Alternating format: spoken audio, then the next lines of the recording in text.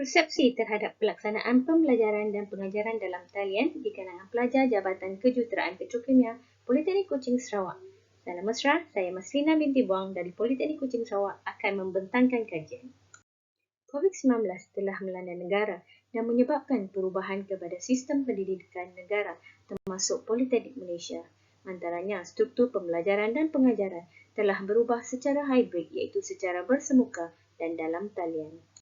Kajian dijalankan secara atas-tian dengan memberi tumpuan kepada pelajar kejuruteraan petrokimia terhadap pelaksanaan PDPT semasa PKP dijalankan dengan melihat dua aspek iaitu maklum balas terhadap PDPT serta tahap emosi mereka. Kajian dijalankan ialah bagi mengatasi masalah pelajar lewat menghantar tugasan dan seringkali terputus talian semasa PDPT. Keduanya, kajian untuk mencari persepsi serta emosi pelajar terhadap PDPT yang dijalankan. Dua objektif kajian ialah pertama, mendapatkan maklum balas terhadap pelaksanaan pembelajaran dan pengajaran dalam talian dalam kalangan pelajar Jabatan Kejuruteraan Petrokimia PKS. Kedua, mendapatkan maklum balas terhadap emosi pelajar terhadap PDPT.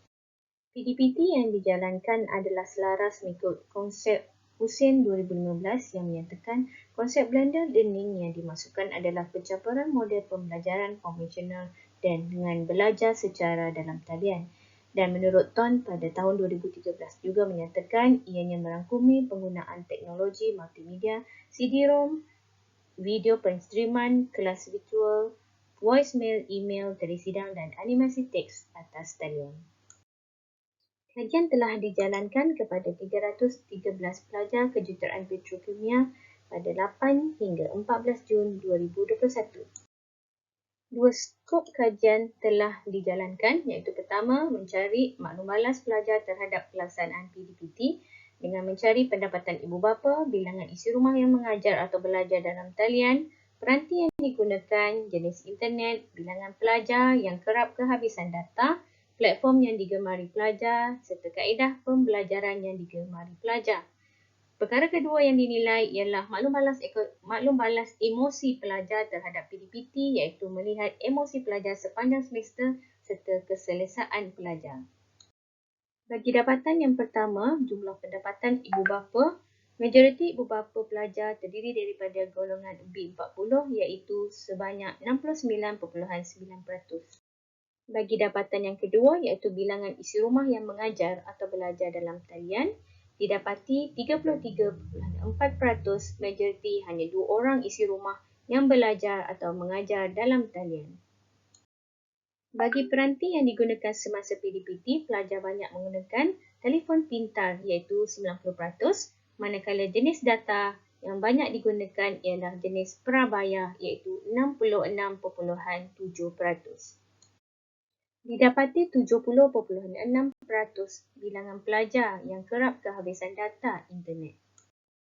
Bagi memudahkan pelajar semasa sesi PDPT dijalankan, pelajar lebih berminat atau lebih memilih platform Google Meet untuk mengikuti sesi PDPT iaitu sebanyak 85.1% dan pelajar telah lebih memilih platform CDOS untuk menghantar serta mendapatkan nota semasa sesi PDPT.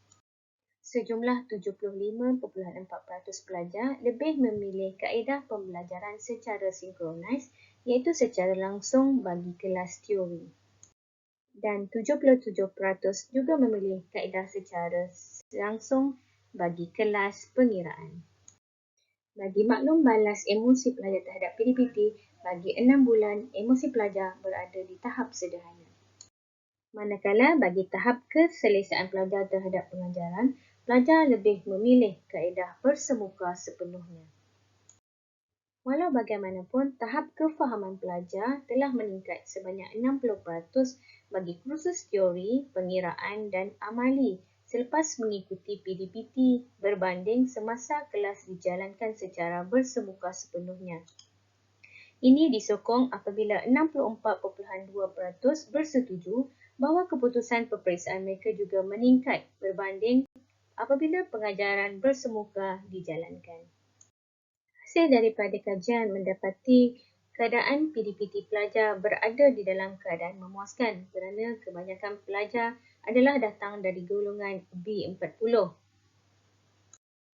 Masalah yang timbul iaitu kehabisan data adalah kerana pelajar kerap menambah nilai dalam jumlah yang kecil kerana ingin berjimat dan tidak ingin membebankan ibu bapa.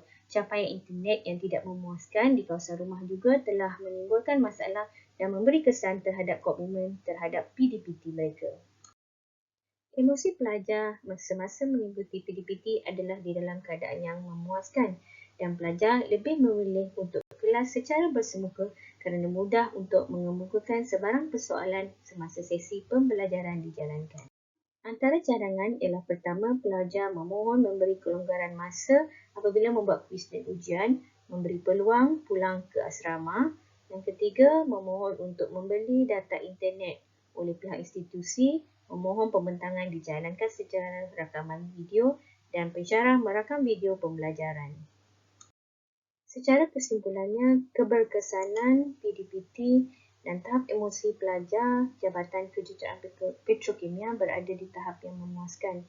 Faktor-faktor telah dikenal pasti dan semoga ianya mendapat perhatian dan tindakan oleh pihak institusi bagi meningkatkan dan melancarkan proses pembelajaran seterusnya.